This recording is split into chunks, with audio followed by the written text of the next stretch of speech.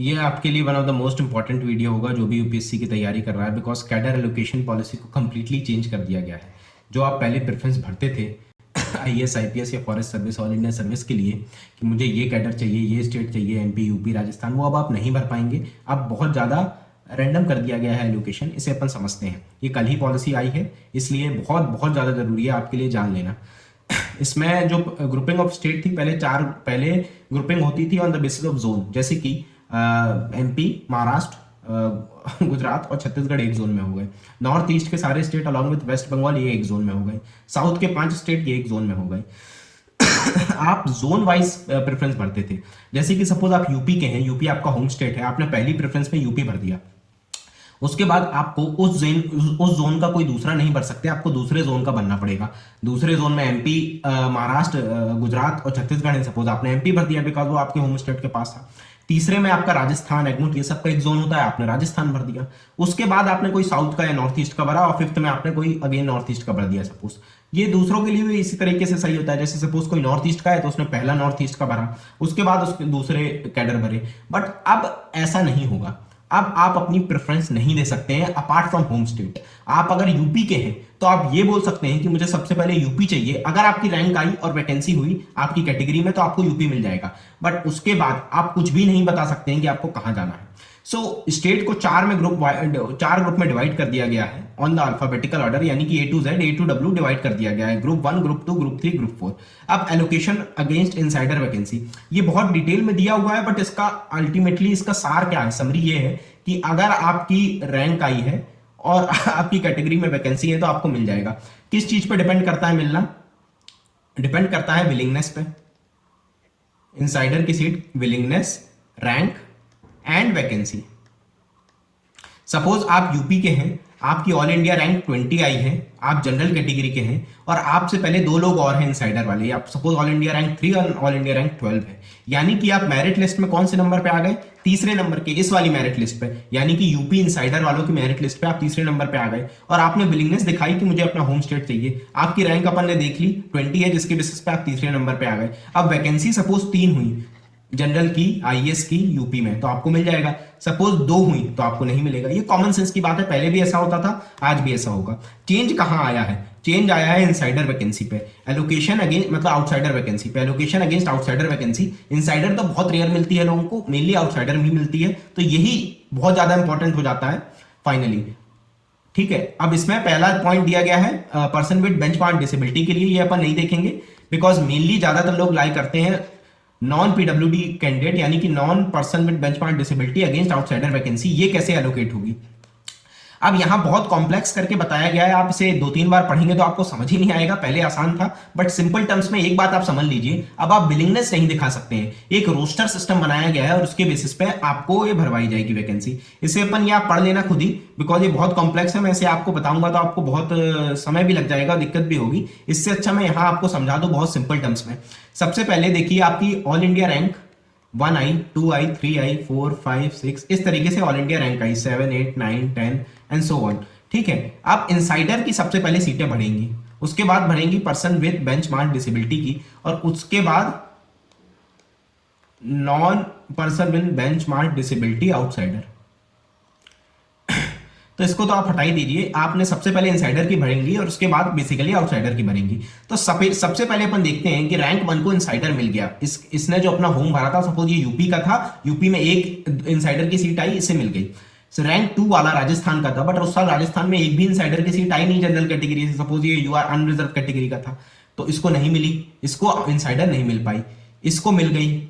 इसी तरीके से आप सब में देख लीजिए, इसको मिल गई, इसको नहीं मिल पाई, इसको मिल गई, इसको मिल गई, इसको नहीं मिल पाई।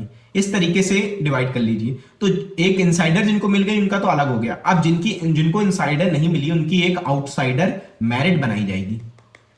आउटसाइडर मेरिट बनाई जाएगी। यहां पास सीरियल नंबर में लिख रहा हूं 1, 2, 3, 4, और यहां पास मेरिट लिस्ट में कौन आ जाएगा पहले नंबर पे? नंबर 2, यानी कि सीरियल नंबर 1, यानी सबसे ऊपर मेरिट में कौन आएगा आउटसाइडर मेरिट में? रैंक 2, बिकॉज रैंक 1 को तो ऑलरेडी इनसाइडर मिल चुका है तो वो तो हट जाएगा। इसी तरह रैंक 3 को मिल चुका है, 4 को मिल चुका, 5 को नहीं मिला तो यहाँ 5 आ जाएगा, और इस तरीके से एक आउटसाइडर मेरिट बनाई जाएगी। इसके बाद एलोकेशन कैसे होगा? पहले कैसे एलोकेशन होता था? पहले आप जोन भरते थे, जैसे कि आपने जोन भरा जोन 1 का सपोज आपने कुछ भी भर दिया, जोन 2 उसके बाद सपोज जोन 1 में 5 स्टेट हैं, 1 2 3 4 5, इसमें आप प्रेफरेंस भरेंगे कि मुझे सबसे पहले ये चाहिए, तो सबसे पहले आपको ये मिलता था, ये नहीं मिला तो जोन 2 का मिलता था, फिर 3 का, फिर 4 का, फिर 5 का, और फिर जोन 1 में आ जाते थे। इसका फायदा क्या था? इसका फायदा ये था, जैसे कि मैंने आपको समझाया, कि आसपास के जोन आप भर सकते थे। जैसे आप यूपी के हैं तो यूपी एक अलग जोन में आता है, उसके बाद आप उसी जोन का दूसरा नहीं भर सकते, बिहार वगैरह नहीं भर सकते, बट जो दूसरे जोन है जैसे एमपी है वो दूसरे जोन में आता है, लेकिन आप वो भर सकते हैं। राजस्थान वो और दूसरे जोन में आता है, वो तीसरे नंबर पर भर सकते हैं। तो एटलीस्ट शुरू के 2-3 तो आप अपने प्रेफरेंस के भर सकते थे, और उसके बाद साउथ का या नॉर्थ ईस्ट का, या अगेन मैं रिपीट कर रहा हूं, उनके लिए वो ज्यादा अच्छा होगा। जैसे कोई साउथ का है तो वो पहले साउथ का भरेगा, फिर महाराष्ट्र वगैरह भरेगा, तो उनके लिए वो ज्यादा अच्छा होगा। इस हिसाब से अपने आसपास के भर सकते थे, बट अब ये बिल्कुल रिमूव कर दिया गया है, आपकी प्रेफरेंस पूछी ही नहीं जाएगी। अब क्या बनाया जाएगा? रोस्टर सिस्टम चलेगा। रोस्टर सिस्टम में साइकिल्स चलाई जाएंगी, साइकिल 1 सबसे पहले साइकिल 1 आएगी। साइकिल 1 में 1 to 25 रैंक तक के बच्चों को लिया जाएगा इस वाली मेरिट लिस्ट में, ठीक है, आउटसाइडर वाली मेरिट लिस्ट में 1 to 25 तक के बच्चों को लिया जाएगा। और इन्हें ग्रुप 1 के जो कैडर है वो एलोकेट किए जाएंगे। अभी अपन ने यहां देखा था कि कैडर्स को ग्रुप में डिवाइड किया गया है, आप भूल गए होंगे तो मैं आपको दोबारा दिखा देता हूं। कैडर को ग्रुप में डिवाइड किया गया on the basis of alphabetical order. तो ग्रुप 1 में एग्मोट आता है, आंध्र प्रदेश आता है, असम, मेघालय, बिहार, छत्तीसगढ़। अब यहां पास एक पॉइंट बहुत इंपॉर्टेंट जो लिखा है, जो आपको ध्यान देने वाली बात है कि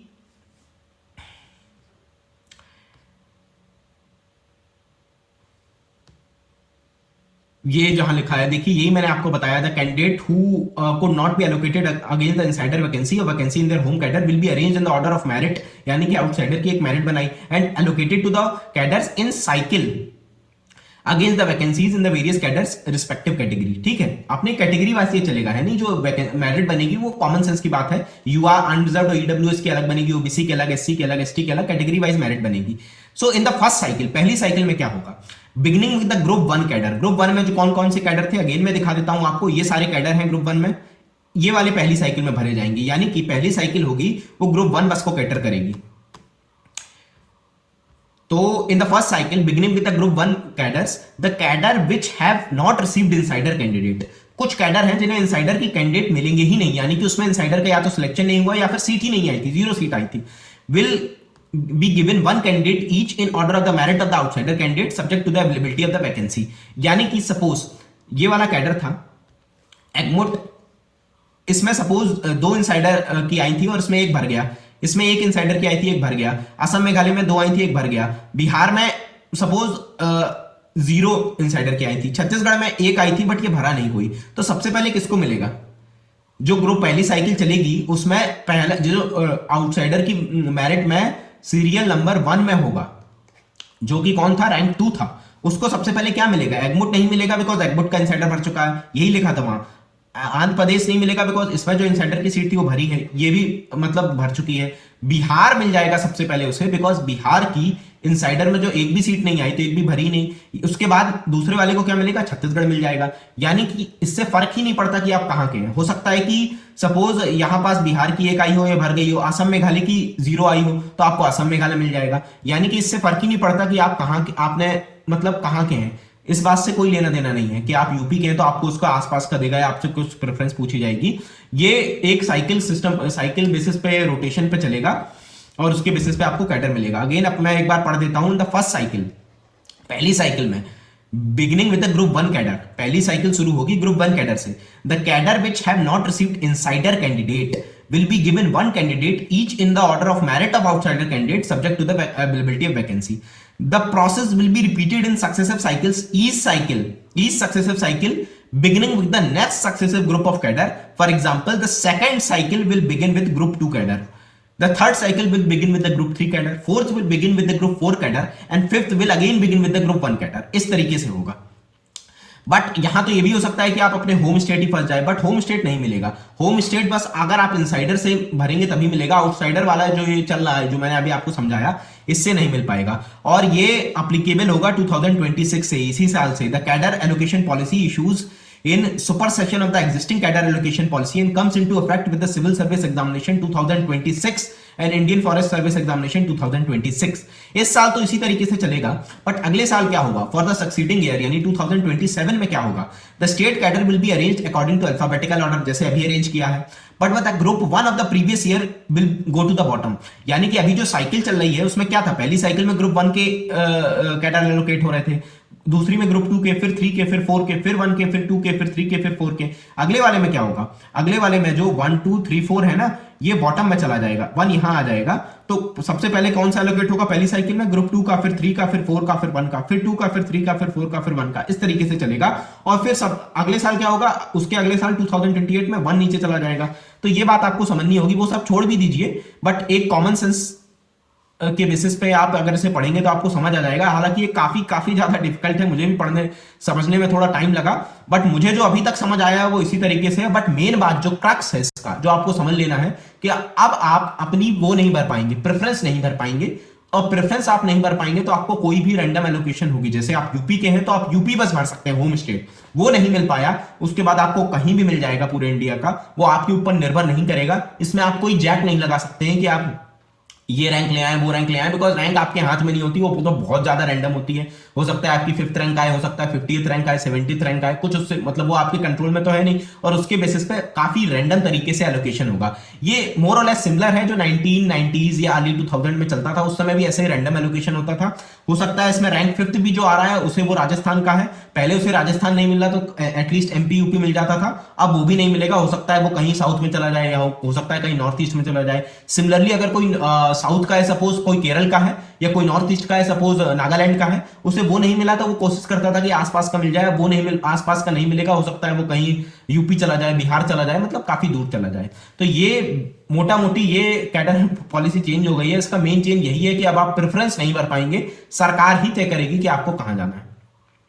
thank you all for watching the video.